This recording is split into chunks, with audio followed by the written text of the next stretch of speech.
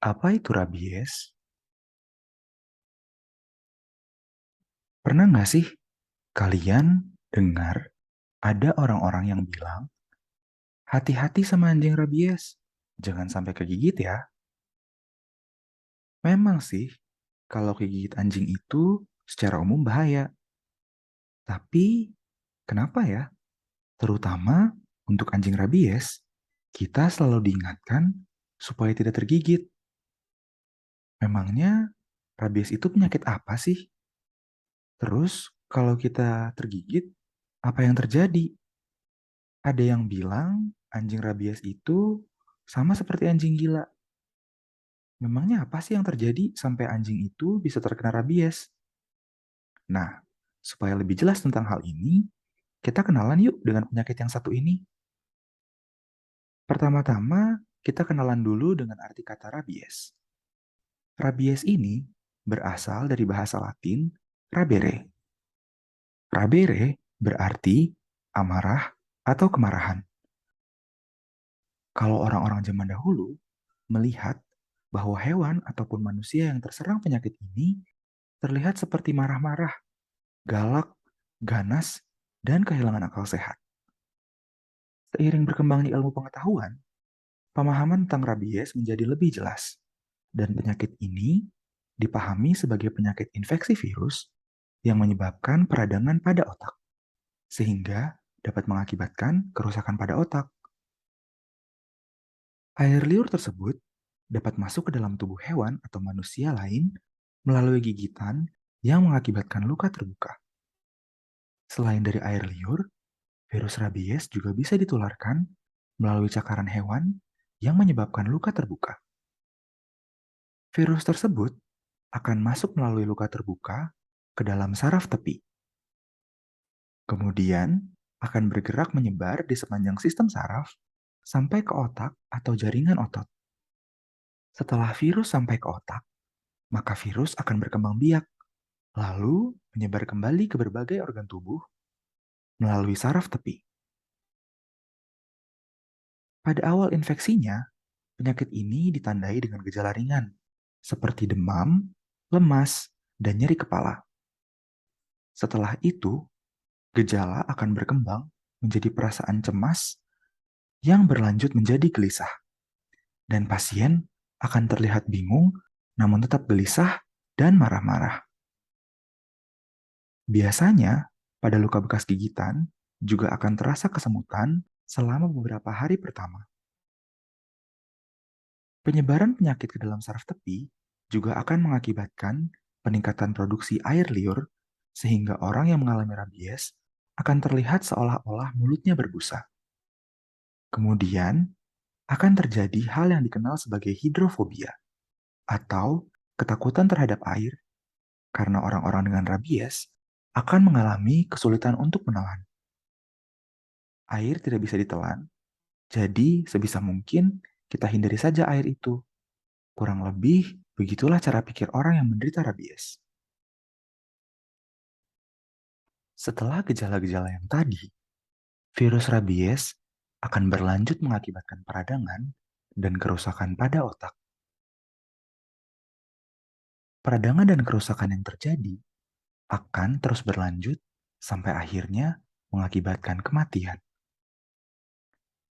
Hal yang paling menyeramkan dari antara semua ini adalah karena penyakit rabies, sekali terkena, belum bisa diobati atau disembuhkan.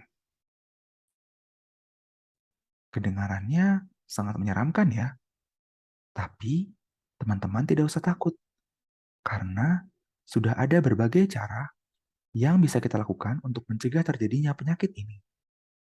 Sesuai dengan cara penularannya, yang dapat menular pada hewan dan manusia, maka cara pencegahannya juga harus dibagi menjadi pencegahan pada hewan peliharaan dan juga pencegahan bagi diri sendiri. Untuk pencegahan pada hewan peliharaan, hal-hal yang harus diperhatikan antara lain adalah kalau kalian punya hewan peliharaan di rumah, kunjungi dokter hewan secara rutin dan pastikan bahwa hewan peliharaan kalian sudah mendapatkan vaksinasi rabies sesuai dengan jadwal. Kemudian, Pastikan juga hewan peliharaan kalian ada di daerah yang bisa kalian pantau setiap saat, supaya tidak berkontak dengan hewan liar yang mungkin sudah tertular dengan rabies. Selanjutnya, untuk pencegahan penularan bagi diri sendiri, kita dapat melakukan beberapa hal, antara lain menghindari hewan-hewan liar yang mungkin kita temukan di daerah sekitar, walaupun hewan tersebut sedang terluka. Jika kita betul-betul ingin menolong hewan tersebut, sebaiknya kita hubungi rumah sakit hewan terdekat. Kemudian, mintalah arahan dari rumah sakit hewan tersebut untuk menangani hewan yang terluka. Kemudian, selain anjing dan hewan peliharaan, hewan lain yang juga diketahui menjadi hewan utama untuk menularkan rabies adalah kelelawar. Sehingga kita harus berhati-hati kalau kita pergi ke tempat yang banyak kelelawarnya.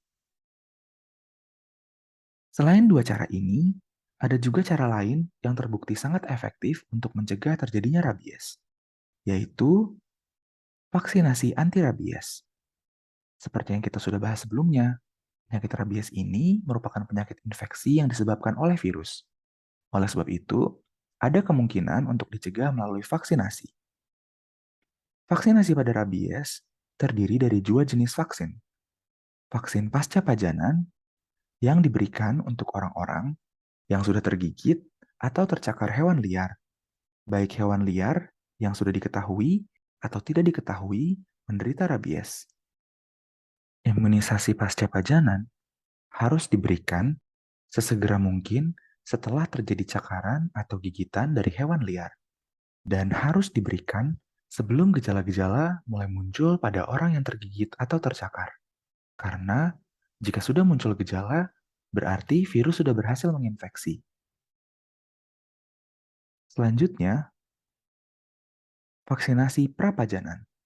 Nah, untuk vaksinasi prapajanan ini dikhususkan untuk orang-orang tertentu, seperti yang pertama, dokter hewan karena banyak berkontak dengan hewan, kemudian juga peternak hewan, lalu pekerja atau peneliti laboratorium yang melibatkan hewan yang dapat terinfeksi rabies. Terakhir adalah orang-orang yang bepergian ke daerah dengan kasus rabies tinggi. Oh iya, pada tanggal 28 September kemarin, dunia juga sedang memperingati Hari Rabies Sedunia. Selamat Hari Rabies Sedunia semuanya.